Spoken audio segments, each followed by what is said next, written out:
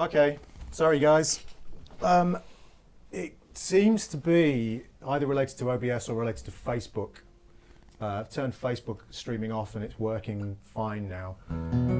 So I don't know if that's what the issue is. Why don't we do a little bit of playing and then we'll do the John Gomm interview. Calm the technical nerves. Just because this is just causing me to lose years off my life and turning my hair grey. Should I do my piece then, because I've retuned to... Yes, Yeah. you do that, Dave.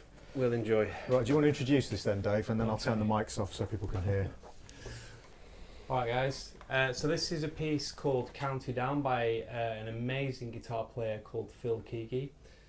County Down is tuned to sort of Dadgad, which is an open tune, and then tuned down to the half step. And it's off his album Beyond Nature, which for me is one of the best acoustic guitar albums ever made. So.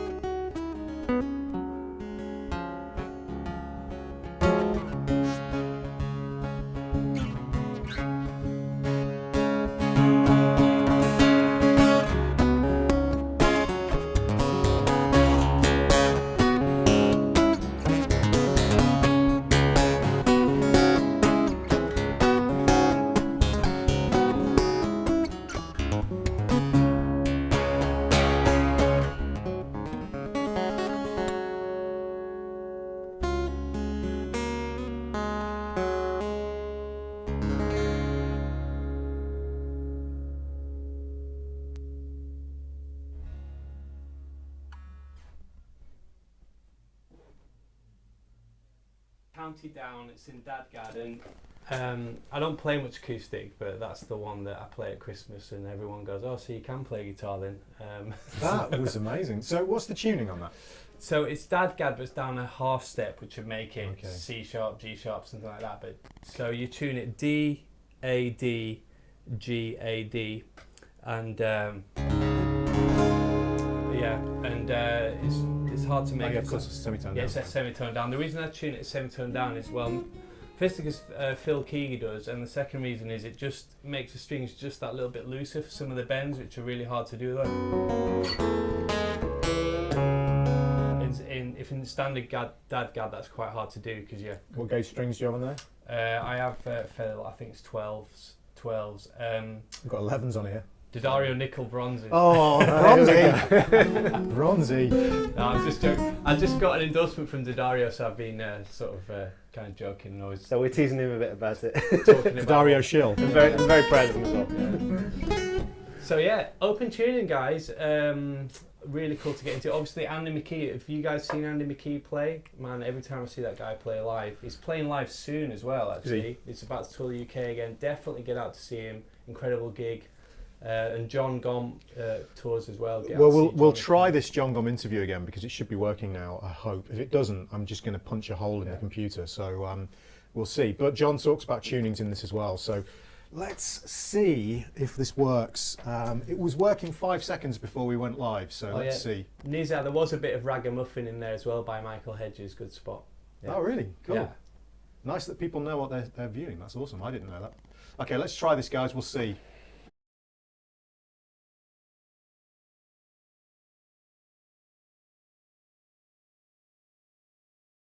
The other thing that's really interesting, we mentioned them a little bit earlier on, is the Scruggs pegs. So these are. It might be the coolest, one of the coolest things you can do on a guitar. Yeah. It's awesome. So they are banjo pegs that were invented by Earl Scruggs in the 50s, and Bill Keith, who's like his protege, young banjo player, who's only about 70 now. So.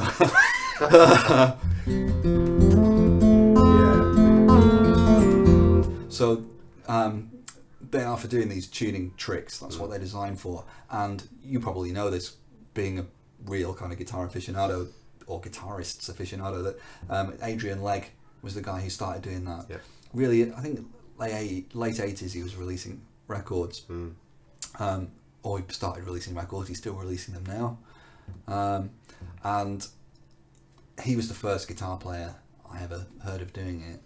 And then I heard a singer-songwriter called Nick Harper use them, and then I thought, right, I'm going to give them a whirl. And what I really like about them is the one thing I miss, because I can do pretty much anything on acoustic guitar that I could do on electric guitar. Sure, yeah. I can play all the solos that I used to play. You know, it's got a slim neck. I've got nice tall frets on here. I can do anything that I used to be able to do, except any kind of whammy bar stuff. Yeah. So what I like about whammy technique isn't kind of the dive bombs or that kind of thing. It's the melodic stuff that Jeff Beck used to do. Yes, I completely agree. Still does. Why not say usually? So you can get that kind of ethereal, those glissandos that are completely smooth and don't sound like they're coming from a guitar. They sound very... It's a completely different voice. Yeah, so I just love using these. And also because I tap a lot. Yeah, that's fantastic. You can... The limitation with these that everybody's always had is that you can only use them with open strings. Okay. So as far as I know, Adrian Legg, whenever he uses these, they're on open strings or occasionally With a harmonic, yeah. with a harmonic. Yeah. But because I do tapping, Yeah. Which really opens things up hugely for you. Oh, so you can... I didn't need to. Sometimes you can get the That's semitone, but I nice. wasn't sure if I needed to there. So they're really, really fun to use. Yeah. But it's I don't use them in every song. I think it would get tiresome. But every so often I'll think, the next song I write, I want to put some of those in. And there's another guy as well who's should really mention, because if people haven't heard him, just check him out. There's a bass player called Michael Manwaring, Right, yes. and he has tuners that lock at this end and then something that locks over here, so he can play a chord and then just shift notes. And he's really kind of quite jazz, and his harmonies are very dense and thick. So yeah, bass player, and he plays lots of solo stuff. So Michael Manwaring, he has a tune called The Enormous Room. That's a really good tune. He has a tune called Celine. I think that both of those have got weird tuning tricks in them. Where's he from? He's from the US? Yeah. Okay, right. He was Michael Hedges' bass player for years. So the song Telepathy is in this, there's kind of variations of some tunings that I use sometimes. And this is kind of in a, it's basically a minor chord with the fourth in the bass. Wow, okay. So that's a thing, where did I get that from? I think it's probably from Preston Reed mostly. Right, okay. So there's a guitarist called Preston Reed who does a lot of An tapping. eight-finger, kind of, yeah. Not 8-finger tapping, no, he does, it's like percussive Okay, right. finger style with drumming on the guitar and lots of fret tapping, but I wouldn't call it 8-finger tapping. To me, that's like a distinct I thing. see the difference, But he's really, really awesome, and he uses that similar tuning to this sometimes. But you can kind of, so that song is really dark. Such a gorgeous sound. But then it's quite easy to get somewhere else. So, because I use different tunings for every song, but I don't want to have to tune every string every time. So, if I change that string, and then that one as well, and now it's completely different. Wow. A completely different vibe. I don't know, put my pick just then. Good question. I didn't see where you put it actually.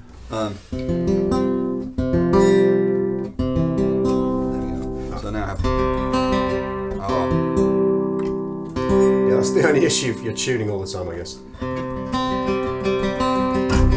Wow.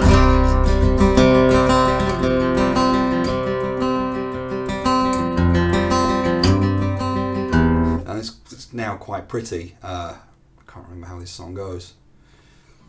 But it's now quite a major tuning. I don't want to go to the chords, I'm going to forget what it is.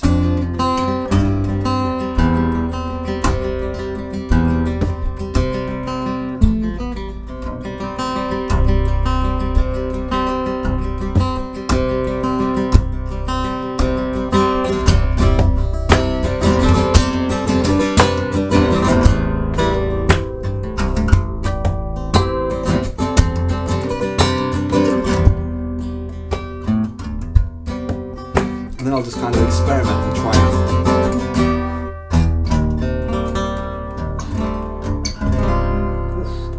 and find. That's pure filth. Yeah, it's funny. Once you get into using the tunings, you can start to find chords within it where you've got open strings happening, but then moving the fretted notes chromatically until stuff works. Yeah, I mean, it's a really very different way fun of thing thinking to do that because you're not thinking kind of anymore is. in terms of fives and ones and chord progressions that are specifically built within a certain key that will work within a sort of harmonic framework. You are just literally, it's pure experimentation. Yeah, and that's what I think is great about it. That's what the guitar is awesome at doing. Yes. It's terrible at doing the other way. Yeah, that's it's true. really That's hard. true. Yeah. If you're a piano player and you go to guitar and try and figure out, I want to do the 2 chord to the 4 chord, but I'm going to put the thirds in the bass, and then actually I'll make them tenths on top as well, and try and do that you could just do on piano. On guitar, it's okay. That's physically impossible. Yeah, I can't make that. Okay, so although the stream cut out once again, OBS is just not cooperating tonight at all. I think I'm going to send them a nasty email and say update your software. Yeah, John is just a fantastic guy. That interview is about 50 minutes long, and he just talks about so many great things. A really interesting thing that he talks about is his pedal board and the way he uses what you were hearing there, believe it or not. And I mean, you may not be blown away by this, but I was. Is actually John's guitar is DI'd there, and the sound that he gets is incredible, absolutely amazing. And he runs it through all sorts of electric guitar style pedals. So he's got delays and distortions and all sorts. and it really is fantastic. The sound that he gets, it's incredible, very, very unique. And if you want to check it out, because it's a fairly recent release, go to Loudon's website and check out John's signature acoustic. I've actually got one in the other room that I've just reviewed for Guitar Interactive magazine, and it's ridiculous. It's very expensive as well, but it's an absolutely amazing guitar, so go and check that out. It will blow your mind. It's just such an interesting and unique instrument. So we thought, because we're doing an acoustic day, before we kind of do some playing, we'll have a little jam in a minute, that we would talk about maybe our favourite acoustic players and who we're really into, in case you've not kind of, some names that maybe you haven't checked out. Dave, have you got any particular favourites? My favourite's probably Phil Keaggy, actually. Yeah. Just because he does interesting stuff, but the pieces are still really musical. I think with some of the newer tappity, slappity guys, you think they've got. Is that the official term? Nah. Tappity, On slappity. acoustic, you think that was a cool little technical idea they came up with, but in the end, it's not always a great piece of music. But Phil Key's really good. Obviously, then all the obvious guys like Andy McKee I really like, especially his piece Riling and Drifting. Cheers, dude. Trying to think of someone else really. In terms of acoustic playing, for me, if you've ever heard the trio, Aldi Meola, Paco de Lucia and John McLaughlin, in terms of acoustic guitar, that's kind of that, if you like, it's like shred guitar but on acoustics. It's just mind-blowing. And Paco de Lucia doesn't even use a pick, it's all fingers, and he's just incredible. Passion, Grace and Fire, I think the album's called, the famous one. Definitely, you've got to check that out. Yeah. Have you guys check that album out? Yeah, I haven't. absolutely. Oh, sorry, which one? The Passion, Grace and Fire okay. with the trio. Yeah. I think even though he became unbelievably famous, even still in the flamenco, because a lot of these guys, when they become super famous, they kind of within the actual hardcore world that they come from, say the hardcore jazz world or the hardcore flamenco world, they tend to lose a little. People are like, oh, they've sold out. Yeah. yeah. He is still renowned, I think, as being the most incredible flamenco guitar player in the hardcore scene as well, which is remarkable, really. Yeah, I mean, amazing. You just got to hear it to believe it. It's nuts. It's pure passion and That's the thing. fire. It's technique for days, but just the fire, as you say, and passion is unbelievable. And even just the rhythm playing on that record is just mind blowing. All that kind of how locked down it all is. It's frightening, totally yeah. frightening. BB? Yeah, I mean, I'm not that clued up on the acoustic scene. Even I don't think I ever have. We had to tell you what this was, didn't we? Yeah, I mean, I haven't even got a real one. If you'll see, this is it's plastic on the back. It's Tupperware. Exactly. BB takes his lunch to lessons in that. Indeed. But one of the things that I have always enjoyed, and this is a bit of a guilty pleasure, I guess, in the depth of my past and history, is a lot of sort of like pop rock type things on acoustic guitar. And exactly, yeah. So I've done a lot of that sort of. Sorry, I made your strings. Enjoyed that. But so the only other sort of more stuff that's cool or got integrity, I guess, as a guitar player would be where electric players have played. Acoustic, Like Julian Lage and those yeah, guys. that's it. If you want to talk super respectable and hip, or maybe less a bit like when Zvi does some acoustic stuff, or Stevie Ray, or Which BB keeps performing for us. What is it you keep playing? it's called Angel Food from the Fire Oh, yeah, that's right. that's Yeah, it's yeah. a little classical. No, so we'll get He's taken too, down. too shy. We'll He's get too taken down shy. for copyright. Actually, that's true. We will get a copyright strike if he does that. So yeah, I mean, it's things like that. I was a big Eric Clapton fan when he was in his sort of acoustic prime when I was a kid, and so I learnt all those. I learnt all the Unplugged record. album. Yeah, a lot of people Yeah. got into acoustic after that. Yeah, a lot of guitar players bought the book, myself included, and Yeah. learned the whole record. I learnt all the solos for Layla and Old Love and all that. What's the name of the guy who played lead for? Oh man, I can't remember his name. Can any of you guys remember the name? Andy Fairweather. Andy Fairweather Low. That's it. Yeah. Yeah, there we go. Yeah. Okay. So yeah, I'm a little bit. Don't really have that much in terms of to offer with this discussion, I'm afraid. Not nothing that's cool anyway. Your dad's big into acoustic guitar, though, isn't he? So. Oh, my dad's a freak show. My dad's an incredible guitar player. I've mentioned him on the stream before. My dad plays Tommy Emmanuel, Doyle Dykes, Tommy Emmanuel, Leo good. Kottke, all that stuff, which I've been hacking away at recently, but I am not doing it live on the stream. But my two recommendations for you that you might not have heard of would be, this guy's got an amazing name, Egberto Gismonti. Oh yeah, yeah. Amazing acoustic guitar player and piano player. There's some records. I can't remember the name of the album. It's a live album, and the name has escaped me because all my CDs. This is going to annoy some of you. All my CDs are packed up in the garage because I don't listen to CDs anymore. Don't get much time to listen to music generally. But Egberto Gismonti, not Egberto Gismonti is incredible, and Ralph Towner is my favourite acoustic player by a mile. You have to check out Ralph Towner. Just incredible. If you check out his solo albums. He plays with a band as well, but if you check out his solo albums, just ridiculous, both in terms of the playing and actually the production as well. If you can check out the ECM albums, they will literally just blow you away. The sound is incredible, just an amazing tone. And actually there's a really, really good album I recommend as well by Larry Coryell, who also played with that trio. Yeah. Who did he replace in that trio? Was it John McLaughlin? I think so, yeah. Because he was another picker, although he was a bit messier than John McLaughlin, but he still was incredible. Also, is an incredible guitar player.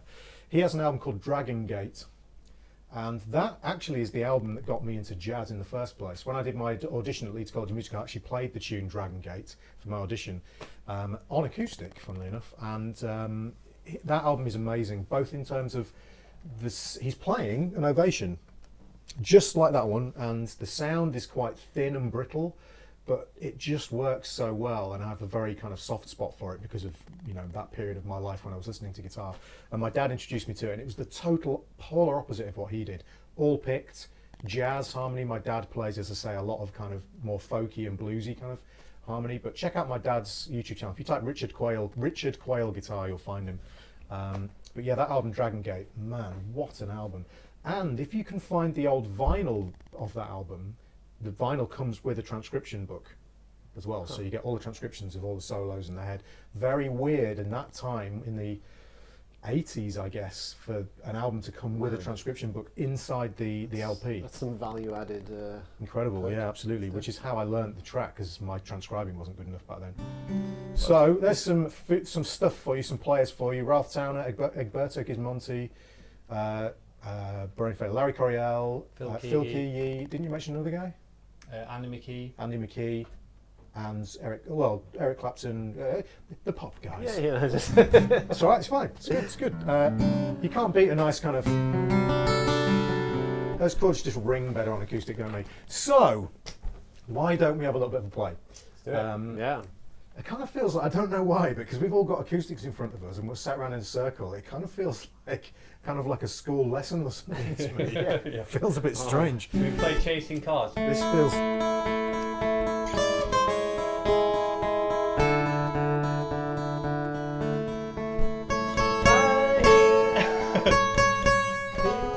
Are you tuned back to standard? I'm back to standard. Yeah, I thought you were here. Yeah. Okay, right guys, I made a backing track earlier on today that we're going to play to, which is just basically a funk minor blues thing. Ryan wants to know why did we start the guitar hour and why have we kept it up? Literally, Dan and I started the guitar hour about 2 years ago, and we literally started it just for fun.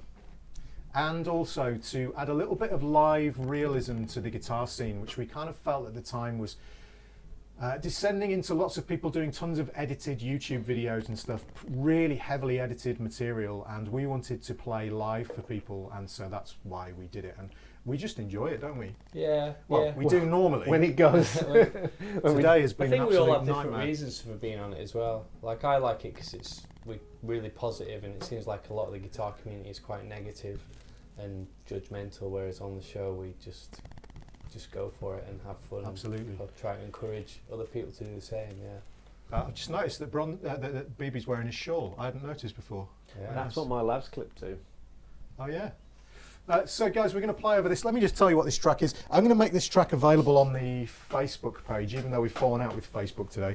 I'm going to make it available on the Facebook page. It's a minor blues, sort of. It's got a G minor 13, then it goes up to C minor 13, and then the little sort of where the 5 chord would normally be, we've got E flat 9 sus 4, going up to F 9 sus 4, then the same again, then back down to G minor, and then D7.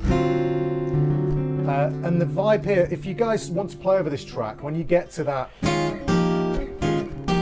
you can basically play a B flat minor pentatonic if you wanted to over this, and we're pretty much going to do that. There's some other stuff you can do as well, but so it's mostly G minor followed by B flat minor over that section. So I'm going to turn the mics off, guys, and then we're going to play over this so you get the best sound quality, so you're not hearing the lapel mics as well. You guys ready?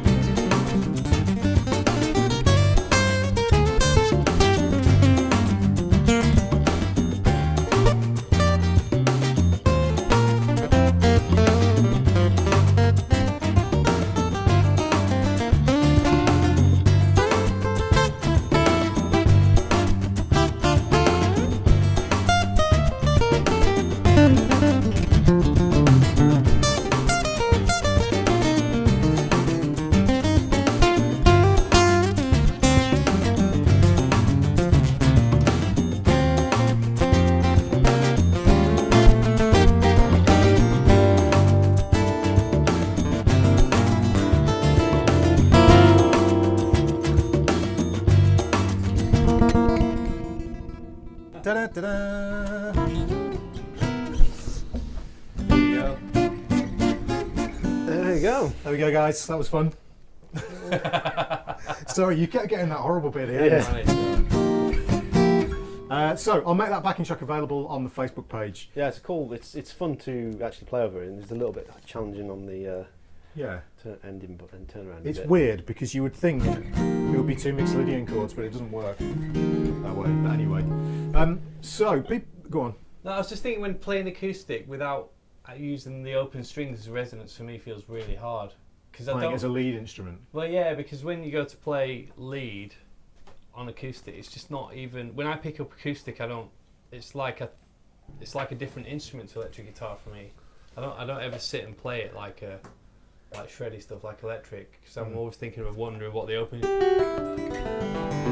I mean, all that kind of the open string stuff. See, for me, I've never. This is something I want to get into as I get a little bit older, but I've never seen it as a separate instrument for me. I listen to other people play it as a separate instrument. For me, I play it the same way I play electric. Yeah. It's just harder to play.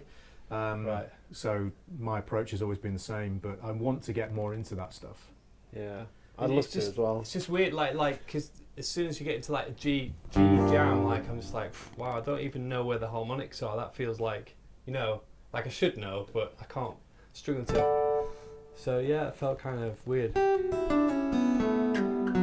I love all that kind of stuff. Oh, can't do it now. I think you've already mentioned it, but why don't we just mention briefly, because some people were asking about what guitars we're playing. Oh yeah, it's a good Yeah, point. sure. So I'm using an Ibanez Exotic Wood series. They were super cheap. When they came out, they were about 300 quid. And Is it a solid top? yeah, it's basically a guitar that you play live and plug in. Acoustically, it's not a great sounding guitar, but live it's great. It doesn't feed back too much. But yeah, if you mic it up, it doesn't sound amazing, but it looks cool. And as we know, that's 90% of the thing with playing guitar. Totally. Well, mine, as I kind of alluded to, this is an Ovation Custom Balladeer, and this is 20 years old. I bought it new, which was in fact, it's 20 years old this week. You don't play like John Gomm, evidently. No. The top's in far too good condition. And this it's back. I don't even think Ovation exist properly anymore. I think they were either bought out or sort of went under. But this was one of their sort of more higher end models. And the only reason I wanted one is because the guy that introduced me to playing guitar back when I was like tiny Sorry, was guys. Back on again. Sorry. I he thought it frozen. Sorry. yeah, so the guy that introduced me to playing guitar when I was like 9 or 10, he said, "Oh, you want to get an Ovation? They're great." That was the only reason I got one. So totally naive about things, but this is actually a quite nice, comfortable guitar. Yeah, they are nice and comfortable because the back is bold. It doesn't sound, I guess, amazing, but I'm used to it. It feels comfy. Again, you don't mic those up. They're mostly played electric, so it's not the end of the world. Yeah. Again, you're listening to all piezo sounds here, guys. We've not got really impressive mics going up. We can't have mics and lapel mics. It's just a nightmare. It's going to be horrific. So we're DI'd. Mine is a Faith Venus, and these are designed by Patrick Eggle. No, not Patrick Eggle. What's his name? Oh, I've got brain failure. Hang on a second. I've got total brain failure. Yeah, it is Patrick James Eggle. Yeah, sorry. It is Patrick Eggle. I had brain failure for a second there. Faith were designed by Patrick Eggle and then built in the Far East. And it's actually a really nice guitar. It's got a solid wood top, rosewood back and sides, mahogany neck, all the things you need in an acoustic. And it's finished in quite a nice gloss, so it's nice and shiny. But the neck is satin, so it's a good guitar. You could stick a nicer pickup in there if you wanted to, something like a Fishman Rare Earth. But it does the job, and it sounds nice and plays very easy as well. So. Yeah, nice guitar. I'm actually probably going to pick up another Faith fairly soon as well, so we'll see what happens with that. Speaking of nice guitars, actually, I tried out what are they called? We're all struggling with the brain failure. It's been one of those days. What's vintage guitars? You know, vintage guitars. They do a brand called the Aviator or something like that, and they're like mini guitars. And so they do a mini 12-string like travel guitar. Honestly, it's an incredible guitar and really affordable as well. So if you're in the market for a guitar, don't want to pay loads of money, but want good quality, vintage guitars are doing their own acoustics and tried them out. I was really impressed. Likewise, if you have got loads of money and you want to play a small guitar, the Loudon Wee Loudon, oh my word, Yeah. that thing is incredible. It's incredible money as well, but it sounds absolutely nuts and it's so small, it's insane. Okay, questions, I guess. Yeah, Good we should questions, move on yeah. to some questions. We had Yeah. quite some good questions actually. So I think We're all a bit stressed and hot. So Yeah, the Fishman acoustic modelling pedal, the Aura. I've tried it and didn't really like it, but probably worth checking out in the shop. But yeah, The question about a preamp on acoustic, I did used to use a preamp. I can't remember what it's called actually. I used to do a lot of acoustic gigs. Used to play in a duo with a friend of mine called Steve Banks, who's a really good guitar player. We recorded an album together actually, and we used to play in a restaurant for 4 hours every Sunday. whoa. We got extremely tight in our performance. I mean, we used to play standards, but we had some really amazing arrangements that were mostly Steve's arrangements actually. And they were, it was a really enjoyable gig. And I used to use a Fishman Rare Earth with the mic on it, and the preamp, I can't remember what it was. I'll find out, I can't remember. But yeah, I used to use a preamp. It wasn't a BBE one, but it was a very nice preamp indeed. So anyway, moving on to questions, because we're going to have to wrap the stream up very Yeah. soon. So Fabian Ratzak, hi Fabian. He's asked what projects are already or what we're working on at the moment. We kind of covered that at the beginning, but Tell him again. live DVD for Dave. Yeah. I'm working on a tutorial. I'm bringing out on a new website, editing an interview, and Tom. I'm doing a video production tutorial and actually a tutorial which I haven't started yet, but it's going to be out before Christmas on modal harmony, which should be fun. But this video production tutorial is going to be huge. and Dan is doing Oh yeah, 25 dominant licks. Or something Yeah, like really that. tasty licks. We Yeah. put the backing track together today. It sounded amazing, didn't it? very funky, super. Oh, man, Again, amazing. send your love to Dan. Dan's not feeling well at Yeah, the moment, which is that's why what he she- was here just before we went live, and he had to literally like, Run was out like, the door. guys, I can't do it. I can't do it. I'm going to have to go. And he's had to drive home. So poor Dan. Yeah. Darren Pagli. Sorry, we can say. Just Chris Vernon's asking about my album. That's slightly on hold at the moment because of the Elba Triangle album, which is due out before Christmas, which is finished. Just in the mixing stage now. That's going to be well worth the wait, trust me. But yes, there is some acoustic on my album actually.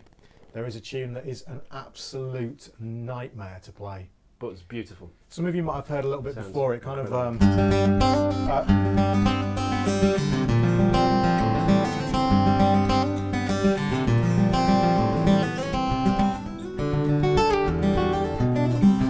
it's really hard to play. Sounds Really, good, really hard. though. It gets much harder than that as well. So it's kind of like a folky thing, and a kind of tribute to my dad, really. So because my dad got me into guitar. So there we go. That answers that question. Yeah. So Lorne Reed asks us, what paraphernalia do you have around for teaching, if and when you did it, other than manuscript, paper, pens, highlighters? What do you have for helping inspire the next generation of guitar players, Dave? Wow.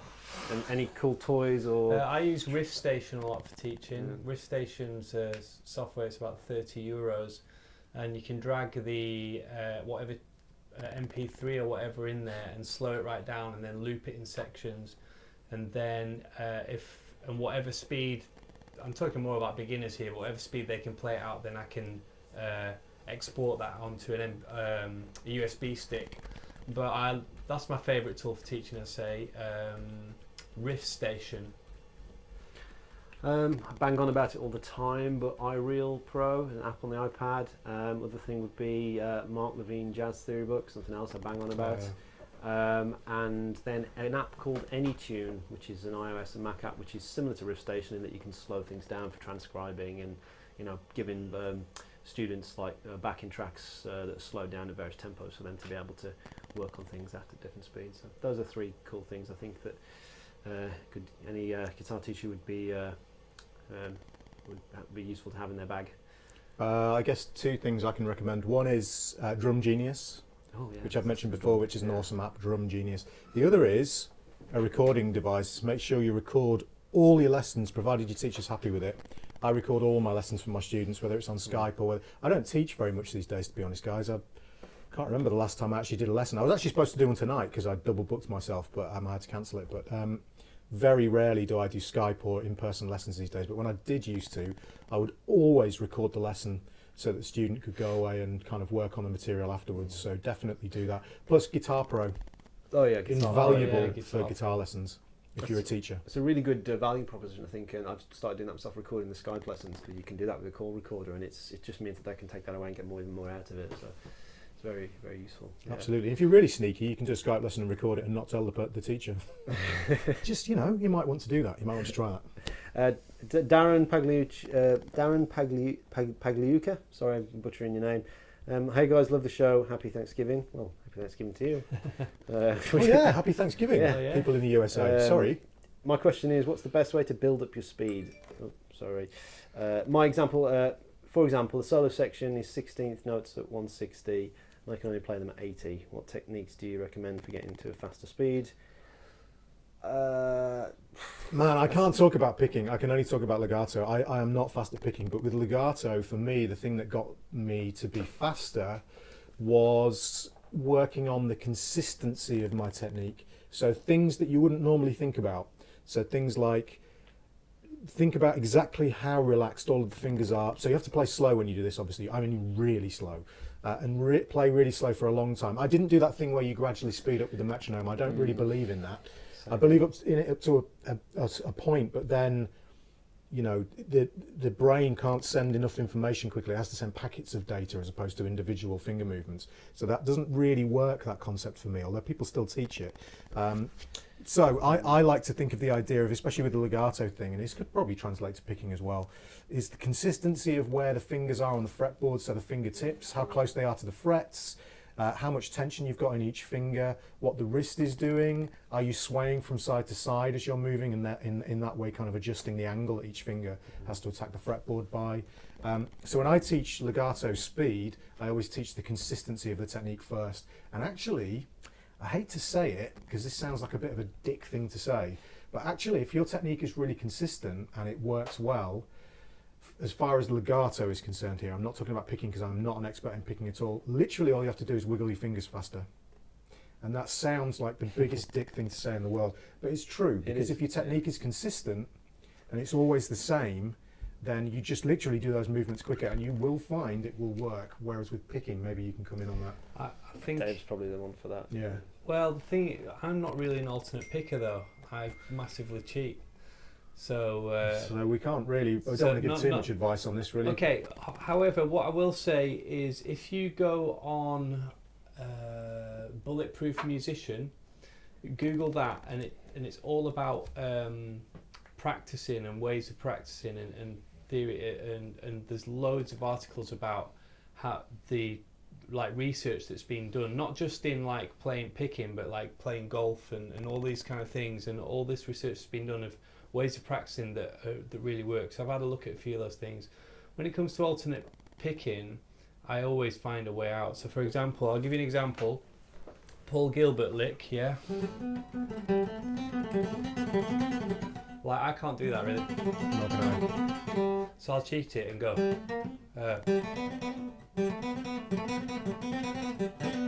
So that's good. So I'm going 2 downs, and then I do a pull off. I can't really do it that well. So I always take the easy way out, and I'll always. I won't Maybe that's sit. the answer though. Yeah, Paul Gilbert once said, do whatever you find the easiest, and so I find the alternate picker thing, not only do I find it really hard, but I don't really like the sound of machine gun alternate picking, so I'm more into this sort of Yngwie Malmsteen, Eric Johnson school of things. Oh, Cracking the Code. Check out Cracking the Code as well. They got loads of good stuff on picking and speed. Yeah, if you're into the mechanics of that, they do. Yeah, Cracking the Code's really good. On that. It's like a degree course in picking. Yeah. Yeah, if you want to understand how you pick, then Cracking the Code is definitely worth checking out. Okay. So here's actually quite a quick one, I think, in a way. Asks, it's got your melodic minor course, and why would you not recommend playing the Dorian flat 2 scale over a minor chord? The clue's in the name actually. If you play a minor 7 chord, the same reason you wouldn't do it with Dorian flat 2 is actually the same reason you wouldn't do it with Phrygian. Can you play me a G minor 7 chord? Have a listen to how the flat 2 sounds over the chord. lovely, isn't it? So if I play a scale with a flat 2 in it over the minor 7 chord, the reason is really simple. It just clashes horrifically with the root notes. And because there's no, if the flat 9 is in the chord, so if I play, for instance, a G Phrygian chord, if you play an A flat major bar chord, and then drop A flat, and then drop the root down to G, there is a, I'm not hearing you very loudly actually, Dave. Turn down, Dave. Oh, There we go. Yeah, if you have that chord, then the flat 9 sounds great because it's in the chord.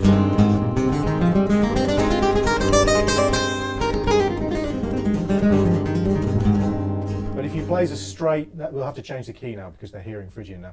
If you play let's say a C sharp minor 7 chord. yep. If I now play the flat 9,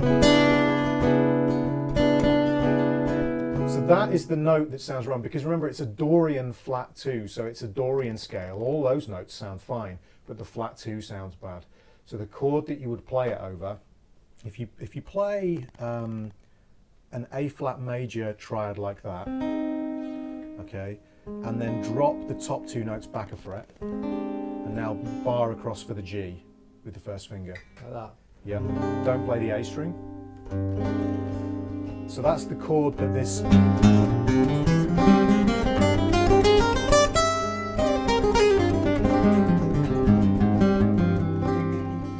That's the chord that fits over, and it's got all the right notes in it to fit with that particular scale, which is why it works. Actually, this really is the right chord. Okay, so the reason it doesn't work is because the flat 9 clashes against the root notes, because there's no flat 9 in the chord. Simple as. There are essentially a couple of intervals in kind of modern contemporary jazz music that just are not accepted as kind of like pleasant, and that's They are on. The reason, the weird thing about a Phrygian chord or this dominant or this Dorian flat 2 chord, they function as 5 chords. yeah, that's the And thing. any chord that functions as a 5 chord can contain a flat 9 interval because it will accept that level of dissonance, because a 5 chord is a tension chord. It's why we use Phrygian chords as dominant 7th chords. So if I've got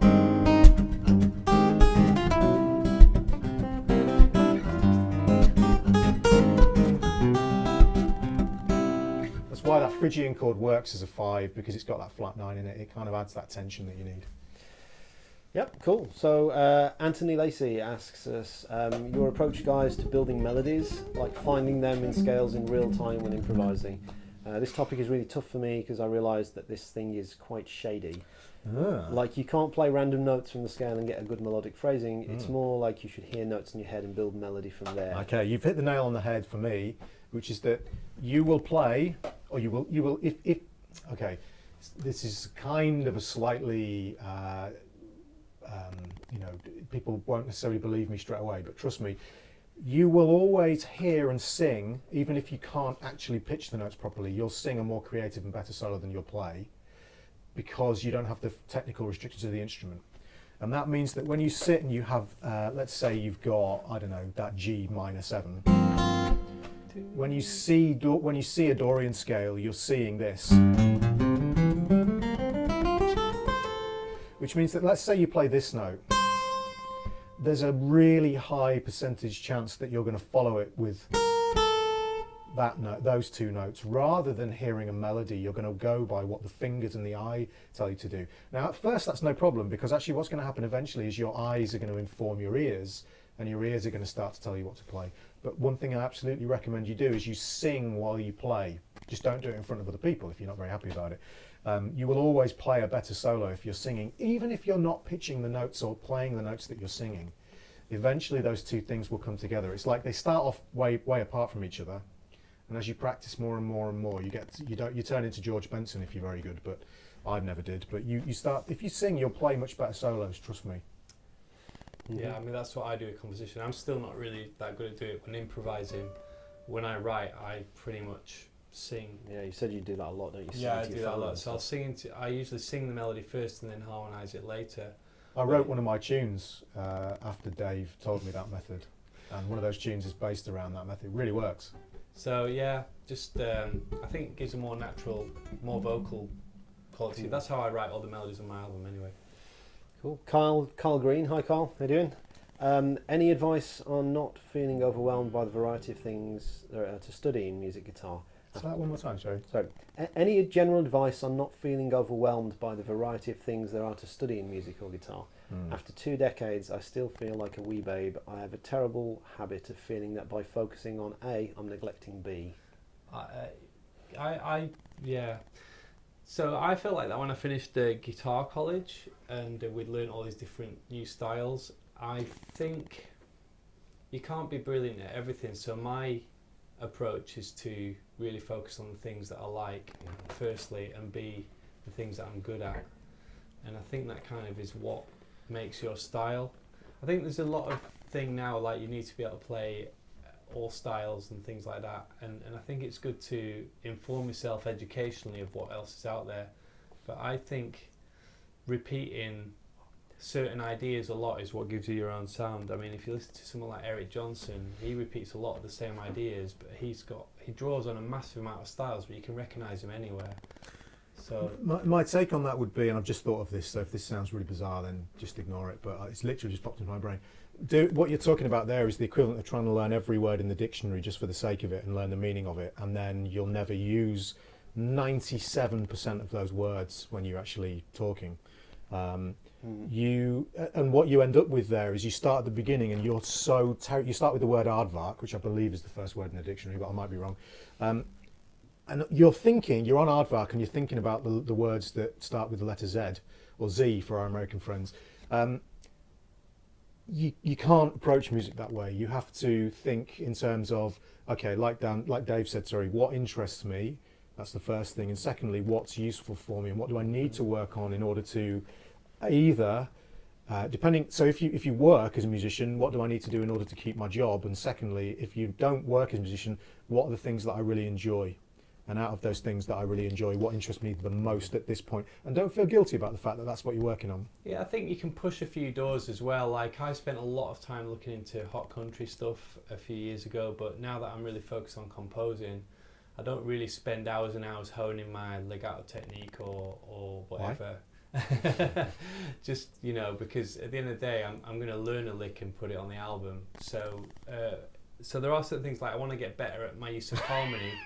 Sorry, Ryan's making me laugh.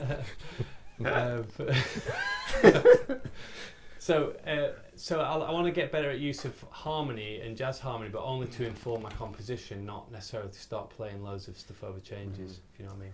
Yeah, I echo what both these guys have said, really. I think prioritising, really trying to be very honest about your interests, where your interests currently lie, and then focusing on that, and then also what's going to support your job, if it's your job, and trying to maybe look at things that are going to be useful in a broad variety of areas. So basic understanding of functional harmony, it's going to apply to good timing, styles. that's non-negotiable. Again, depending on what you're doing, a decent repertoire of tunes that you know. Again, this is totally dependent. For me, that's not so important, but for some people, it might be very important. What? Triggered. Yeah. I mean, really, the other key thing here is, and I've made this mistake, especially when I was at college, don't do something because you think someone else is going to be impressed with the fact that you can do it. Do it because you want to be able to do it. And I used to do this all the time with, you know about this as well, with jazz. You end up in this mindset of, I've got to be able to do that because he can do it, and he's kind of someone I look up to, and he'll be impressed if I can do that. And then you spend ages doing it, you don't really enjoy it, and it just makes you hate the guitar. Turn into me. Although, the flip side of it is I've learned that Dadgad tune that I played tonight. I don't play any open tune stuff in any context. That's probably, I'll know 2 Dadgad tunes, but I just love it. Just sit and play it for hours. So yeah, you can't really force your interests. You might be able to steer them gently, but you can't. Don't do something because you feel like you have to do it. I know first-hand experience how. Caress your interests. Yeah, nurture them. Any more? Yeah, so this is actually a good one. Actually, Nick Waylands asks, I have a question. Do you have any advice for someone like myself who's primarily a guitar teacher at home but wants to branch out and earn more money via gigging? I don't have any contacts to do this. Do you have any advice of getting into it? Things like function bands or other lines of live work. Set your own. Well, you could do that. Well, I think you might have said that again. I'm not sure that I've heard that. Well, set your own up. You could form one yourself. Whose I guess. question is this? This is Nick Whalen. All right. And I actually have had this question quite a few times from guitar players, and probably the best advice I could give you is to look outside of, if you're primarily interested fall within sort of like rock, hard rock, metal or blues, really look into the sort of pop world, and I mean like pop from the 70s and 60s, so things in flat keys, being really comfortable with transposing in flat keys, because a lot of the function world and the canon of that relies upon like disco, soul, Motown. So in terms of where I make the most money from my live playing, and the sort of the big money is doing all like, you know, Jackson 5, Stevie Wonder, all the stuff that's going to be really quite alien to you if you're playing in sort of major sharp keys a lot and doing a lot of rock and metal. So if you're wanting to go into that line of playing live and earning money, then becoming familiar with that kind of repertoire is essential, and being able to think in flat keys. Go to gigs. Do you know what I mean? Just go to some big gigs and go to some function gigs and chat to the band. I mean, yeah, there are showcase. We do like showcase gigs occasionally where there'll be lots of function bands on, for example. Oh, really? And then, you know, people like not wedding fairs as such, but where, you know, function bands are sort of showcase for people who are looking for weddings or corporate type things. So there's lots of people there. If you look for like showcases for function bands, you could look into that. Yeah, I mean, most of this work I've got is depths. Someone saying, "Oh, I can't make this gig bronzy. Can you do it?" That kind of thing. And Is it worth considering cruise ships as well? Very much, yeah. I mean, that's a big commitment. I think a bit of a lifestyle change. Good money though, and no tax to pay. Yeah, certainly. I think Dan would probably attest that it's a massive shot in the arm for your skills in general, because you're going to have to do everything on a cruise ship. I haven't personally done it myself. I never did it, but from my friends and guys that have done it, have said that you've got to be playing 1 minute solo guitar. The next minute you've got to be doing hot rod stuff. Then you're going to be doing some bluesy stuff and doing a jazz set, and then a single will fly onto a ship. You know, if you're doing their repertoire. So it's a big workout. Yeah, cruise ships maybe. Okay. Any more? Let's have a look. We do one more. Yeah, let's get one more.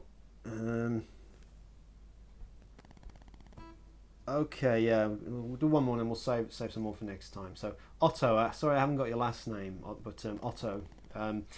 Cool name. For any of the guys, are you always aware of where beat 1 is when improvising? Oh, I saw this question, yeah. If so, how would you work on developing that? Well, I guess it maybe means if not, or if, yeah, but, and thanks for doing the shows. So. Yes, is the answer to that question. Yeah. It's vital. If you're not, then you know you'll lose. Your time won't be good. One way that you could work on that is to force yourself into a situation where it's not obvious, where one is immediately, so you really have to concentrate on it. And you can do that by playing, let's say, okay, so make situations a little bit trickier for yourself. So for instance, one way I like to do, especially from a legato perspective, is to play a group of 6 16th notes.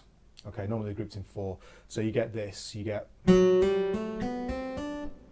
Okay, now, I think we've talked about this before, haven't we? Super useful.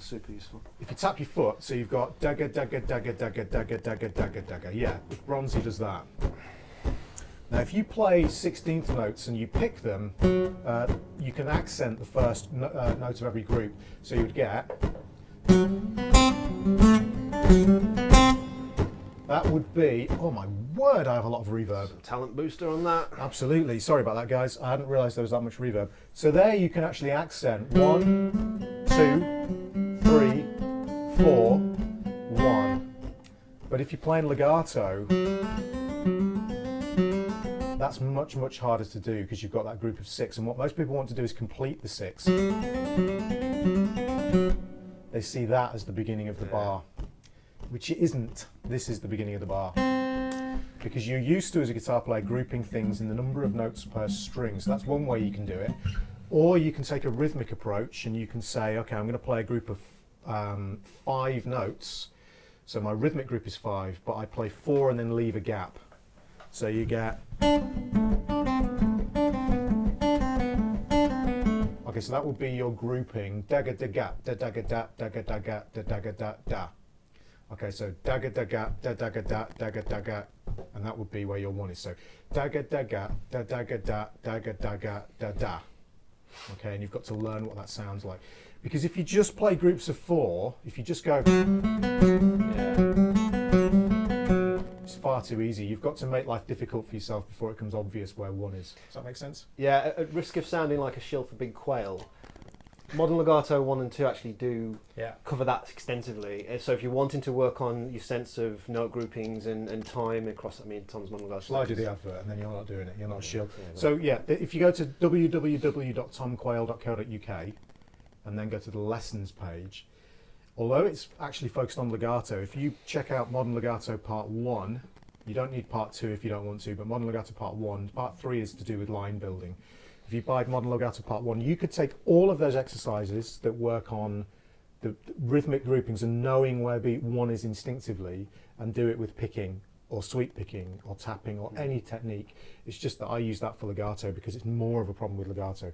So Modern Legato Part 1 will sort that out for you. Absolutely. Sure thing, yeah. Okay. Great. Cool. Yeah, so we're there. We're at the end of a very tumultuous. Oh man, that was stressful. We'll be glad it's over in a way, but also we're very sorry for the technical difficulties this week. Wasn't our fault. I and not promise. the Paul Gilbert kind. So, very kindly, or not very kindly, very talentedly. Yeah. It's not a word.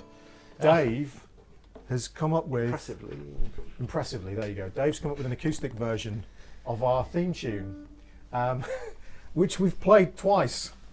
So this is going to be really, and also, do you know what I'm going to do? I'm actually going to retune to standard for this, so I'm reading this in the right tuning.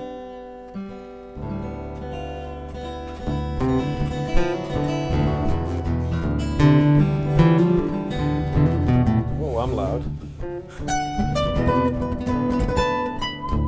So we're going to attempt to play this to finish the stream, but going on our current kind of success rate for things going right on the stream, don't expect much.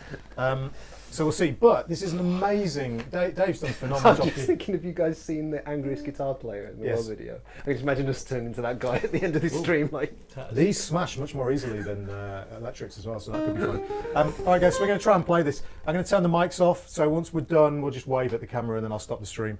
Hope you've enjoyed what worked. And again, really sorry for all the technical issues. It's honestly, it's not us. It's the software. We will be back. And we promise we'll sort it for next week. That depends on. We'll try. There's only do our so best. much you can do with badly coded software. So, all right, guys. So we'll try this and see what happens. Let me turn the mics off. We'll see you next time, guys. Thank you so much for joining us. Thanks for watching. Oh, thanks to the Patreon guys. Again, go to www.patreon.com/The Guitar Hour and check out theguitarhour.com. Okay. Bye.